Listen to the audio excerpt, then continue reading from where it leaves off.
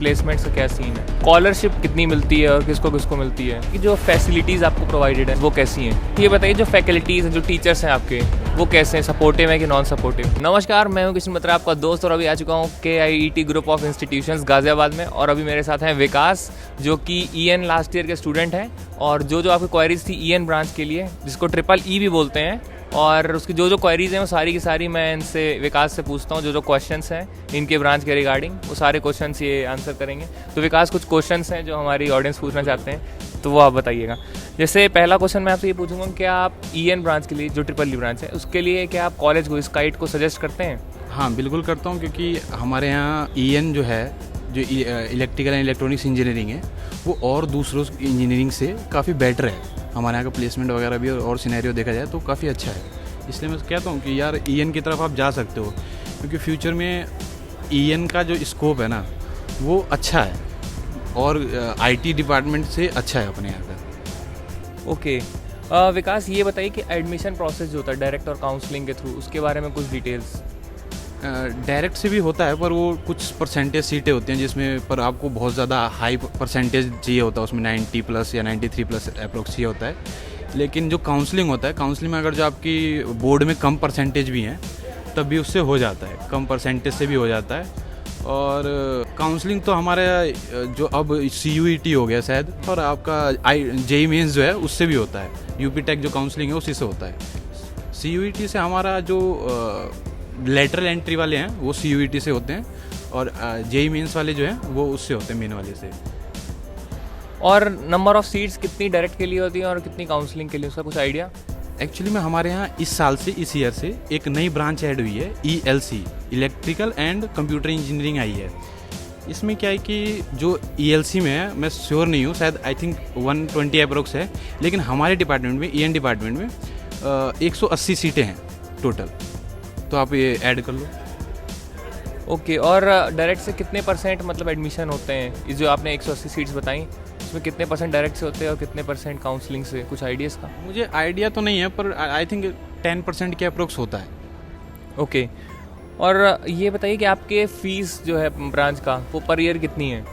मेरे ब्रांच की जो फ़ीस है वो आई थिंक जो हमारी ट्यूशन फ़ीस है वो 1.2 ऐसे करके है, लेकिन फिर इसमें करियर चार्जेस, फिर एलुमिनाई चार्जेस, फिर आपका लाइब्रेरी, फिर एडमिशन वगैरह चार्जेस लेके ये अप्रोक्स 140 के आसपास पहुंच जाती है। और अभी 8,000 की इसके ऊपर भी फ़ीस होती है, जो कि यूनिवर्सिटीज़ को जाती है। और उसके बाद ये जब आप सेकेंड ईयर में आओगे, ये फर्स्ट ईयर की फ़ीस थी, सेकेंड ईयर में 10 to 12,000 अभी कम हो जाती है। तो यानी टोटल फीस कितनी लगी? 1 लाख? 1,45,000 या 46 की आप मान के चलो, इतना लगे। Okay okay okay.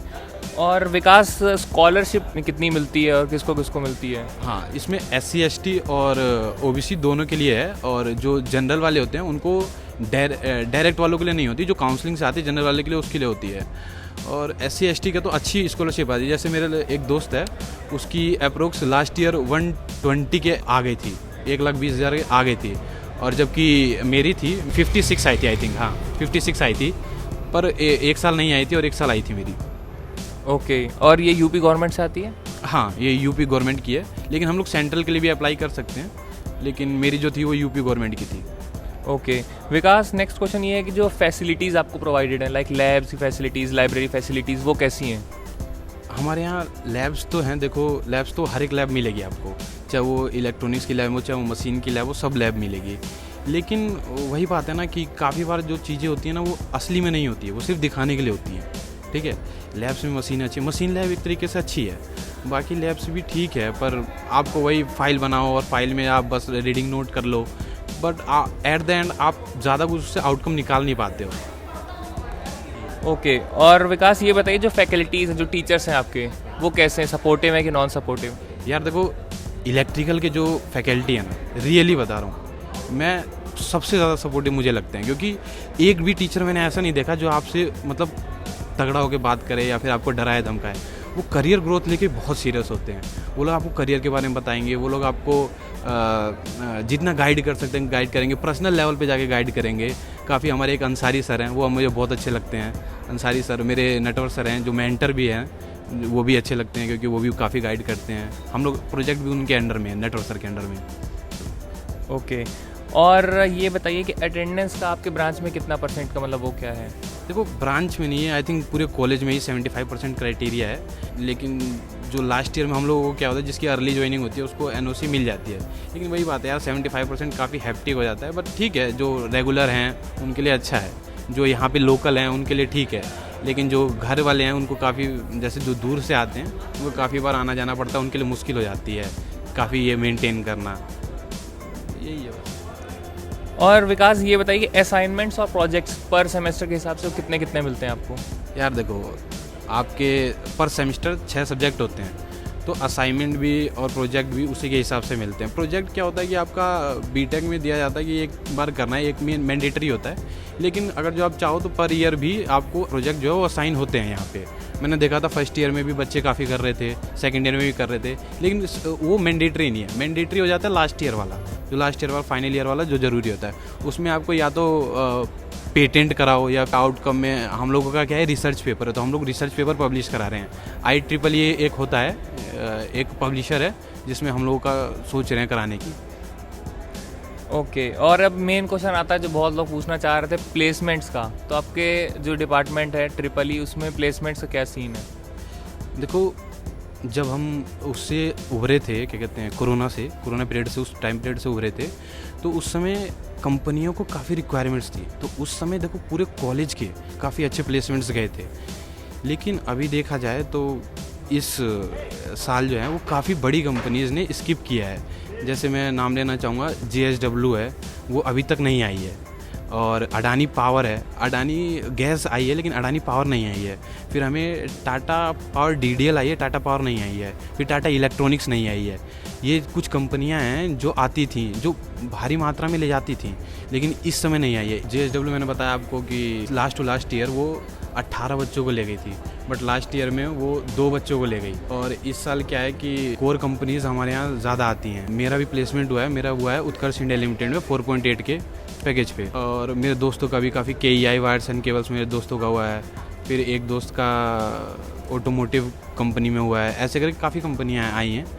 लेकिन हमारे यहाँ जो मेनली जो बच्चे जाते हैं ना, वो ये 3.6 के अप्रोक्स ही जाते हैं। ओके, तो ये तो हो गई प्लेसमेंट्स की बात। अब मेन दूसरा क्वेश्चन ये है विकास, कि जो आपके डिपार्टमेंट है, आपका ब्रांच है, उसमें हाईएस्ट पैकेज कितना गया है, मिनिमम पैकेज कितना गया है, और एवरेज पैकेज कितना गया है इस ईयर के लिए? यार देखो, मैक्सिमम पैकेज तो इस साल लो ही रहा है, क्योंकि कंपनियाँ आई नहीं है, कंपनियों को रिक्वायरमेंट नहीं थी। तो 7 जो है वो मैक्सिमम पैकेज रहा है। और लोवेस्ट पैकेज जो रहा है वो तो फ्री में भी मान लो, क्योंकि बफर कोड जो थी वो 1-2 महीने के लिए ले गई थी कि 1-2 महीना हम आपको फ्री में कराएंगे, उसके बाद कर देंगे। तो वो फ्री भी रहा है। लेकिन मोस्टली मिनिमम कहूँ तो 10,000 के आसपास रहता है कि 10,000 में आपको काम करना पड़ेगा। पर वो यही रहता है कि भाई कंपनी नहीं है, कोई ज़रूरत नहीं है, तो आपको 6 महीना अप्रोक्स हो सकता है कि 10,000 पे काम करना पड़े। उसके बाद वो बढ़ा देती हैं, फिर वो आपको रियल पैकेज दे देती हैं 26-27 का। मिनिमम यही मिलता है आपको, 20 से 25 के बीच में 26-27 यही मिलता है। और यही रियलिटी भी है। ये अपने जो सपने हम लोग सजा के आते हैं कि भाई 6 का लेंगे, 7 का लेंगे, ये मिलता नहीं है, ये ईजिली होता नहीं है। काफ़ी लोग पूछते हैं भाई हाँ ठीक है, जैसे हम भी आए थे तो हमें बताया गया था 24 का पैकेज है, हम भी सुन के खुश हुए थे, हमें कहा था कि हम कर लेंगे, लेकिन हुआ नहीं। वो चीज़ें सपने होते हैं और सपने रह जाते हैं। वो जो हमारे टॉप के बंदे हैं वो सिर्फ 6 के ले जा रहे हैं, बस यही है बात। और विकास, मीडियम पैकेज कितना है, मतलब एवरेज पैकेज जो? एवरेज पैकेज मैं कहना चाहूँगा कि 4 से 4.25 के बीच में होगा। मेरे को क्लियर नहीं है, पर यही रहता है। हाँ, 4 या 4.25 रहता है बस। ओके, अब विकास नेक्स्ट क्वेश्चन मैं आपसे ये पूछूंगा कि ओवरऑल कॉलेज का रिव्यू अगर मैं आपसे पूछूं तो? हाँ, ओवरऑल कॉलेज का रिव्यू देखो, ये एक 3rd टियर कॉलेज है। 3rd टियर कॉलेज के हिसाब से मैं बोलना चाहूँगा कि अगर जो इसका ROI देखोगे आप, कि फ़ीस जो है उसकी आसपास के कॉलेजों से उनसे कम है, और पढ़ाई आपको रेगुलर है, तो एक कॉलेज वाला माहौल है हमारे यहाँ पे। काफ़ी तो 3rd ईयर के कॉलेज होते हैं वो आपको बस बुलाते हैं और गायब हो जाते हैं, मतलब वहाँ पे आपको कॉलेज वाली फील नहीं आएगी। जैसे हमारे दुहाई में काफ़ी कॉलेज हैं, नाम नहीं लेना चाहूँगा, आप देख लेना, उनसे तो काफ़ी बेटर है हमारा कॉलेज। आपको पढ़ाता भी है, आपको प्लेसमेंट भी ले जाता है, आपको एंड गोल आपको पहुँचाता भी है। इस हिसाब से हमारा कॉलेज अच्छा है। ओके, और अब ये बताइए कि आप जो आपके जूनियर्स इस साल एडमिशन लेने वाले हैं IEEE ब्रांच में, तो उनको आप क्या मैसेज देना चाहेंगे? भाई उनके लिए मैसेज यही है कि अपना तैयारी करना अच्छे से। आप अगर जो बड़े के ख्वाब देखते हो तो गेट वगैरह के लिए आप जाना, प्लेसमेंट्स के भरोसे मत बैठना। और क्योंकि अगर जो आप बड़े सपने देख रहे हो तो गेट काफ़ी सही रहेगा आगे पढ़ाई जर्नी करना। और अगर जो हो सके तो अपना पासपोर्ट वगैरह बनवा लेना, फ्यूचर के लिए बाहर भी निकलने की कोशिश करना। हाँ, हमारा कॉलेज ये भी प्रोवाइड कराता है, हमारे यहाँ पे IR PR टीम भी है जो रिलेशन रखती है बाहर से, तो वो काफ़ी फंक्शंस भी कराते हैं जिससे कि आप बाहर निकल सकते हो, बाहर यूनिवर्सिटीज़ में एडमिशन ले सकते हो, वहाँ पे पढ़ाई कर सकते हो।